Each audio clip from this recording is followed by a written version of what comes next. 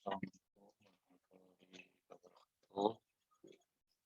Selamat malam teman-teman semuanya. Perkenalkan nama saya Raffi Ramadhani Mahendra dengan NIM 15.012.4028. Ini saya akan mempresentasikan emosi untuk memenuhi penugasan AWS materi kelima. Baik, saya mulai.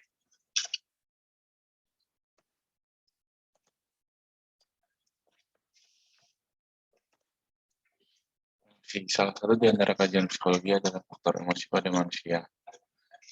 Kita semua pasti pernah merasakan sedih, takut, kecewa, gembira, atau perasaan lain karena suatu peristiwa tertentu yang dialaminya, atau menyaksikan ekspresi orang lain saat mengalami. Clifford G. Morgan menyatakan bahwa emotion is a hard term to define. Emosi itu kompleks. Emosi dijelaskan secara berbeda oleh psikolog yang berbeda. Namun semua sepakat bahwa emosi adalah bentuk yang kompleks dari organisme yang melibatkan perubahan fisik dari karakter yang luas dalam bernafas, nadi, proses kerja, dan sebagainya. Kemunculan emosi seseorang dapat dilihat dari ekspresi yang ditentukan pada saat itu, baik dari perubahan wajah, nada, suara, atau tingkah lakunya. Ekspresi emosi muncul secara spontan dan seringkali sulit untuk ditutupi. Ekspresi emosi selain diwarisi secara genetis juga dipengaruhi oleh berbagai pengalaman dalam berinteraksi dengan orang lain. Emosi yang socio-structural function of emotion. Emosi yang biasanya ditandai dengan perubahan ekspresi ini muncul berbeda-beda setiap orangnya. Emosi yang sebagian besar merupakan bawaan dari lahir. Pada tahun 1872, Charles Darwin pernah menyatakan dalam The Expression of the Emotion in a Man and Animal bahwa ekspresi manusia merupakan bawaan lahir yang bukan merupakan sebuah pelajaran yang dapat dipelajari. Banyak psikologi yang masih mempercayai bahwa ekspresi adalah cara terbaik untuk menunjukkan suatu ekspresi. Tapi beda halnya pada anak yang buta sejak lahir. Itu tidak bisa melihat bagaimana ekspresi orang yang ada di dekatnya.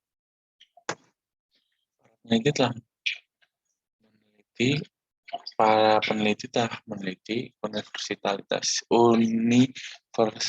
ekspresi wajah dan kemampuan orang-orang dan berbagai budaya dapat secara akurat menilai emosi ada di suatu ekspresi wajah, tetapi berbeda dengan Paul Ekman yang mengungkapkan bahwa banyak wajah emosi tidak berbeda secara signifikan dari suatu budaya ke budaya lainnya.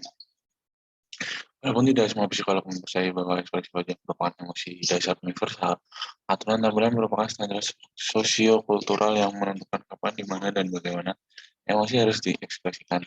Meskipun begitu, terkadang orang menambahkan emosi ini mungkin berbeda satu sama lain.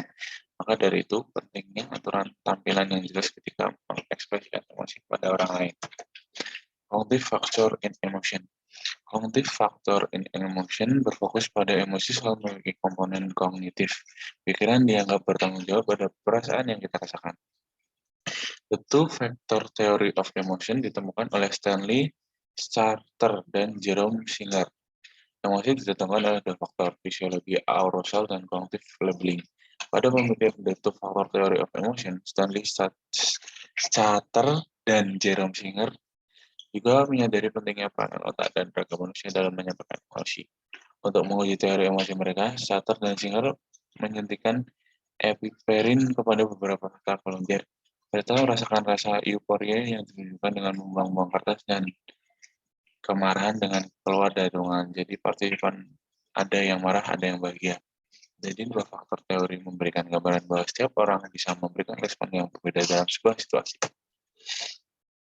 The primary debate, cognition or emotion. Pada 1880-an dan 1900-an,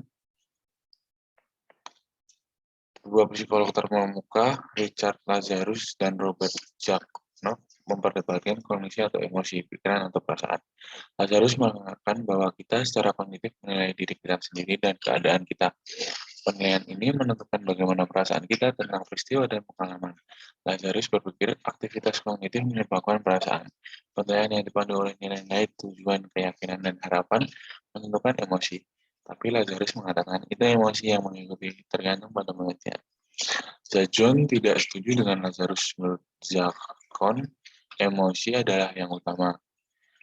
John terkenal berpendapat bahwa preferensi tidak perlu kesimpulan, yang berarti bahwa cara kita merasakan sesuatu tidak merupakan pikiran. Manakah dari dua psikolog yang benar? Keduanya kemungkinan besar benar. Lazarus berbicara terutama tentang kelompok peristiwa terkait yang terjadi selama periode waktu tertentu. Sedangkan Zajong menggambarkan peristiwa tunggal atau preferensi untuk suatu simulus daripada lain. Beberapa reaksi emosional kita hampir seketika dan mungkin terjadi tidak melibatkan penilaian kognitif. Lainnya, keadaan emosional terutama perasaan jangka panjang lebih cenderung melibatkan penilaian kognitif. Baik, sekian dari saya. Kurang lebih mohon maaf. Wassalamualaikum warahmatullahi wabarakatuh.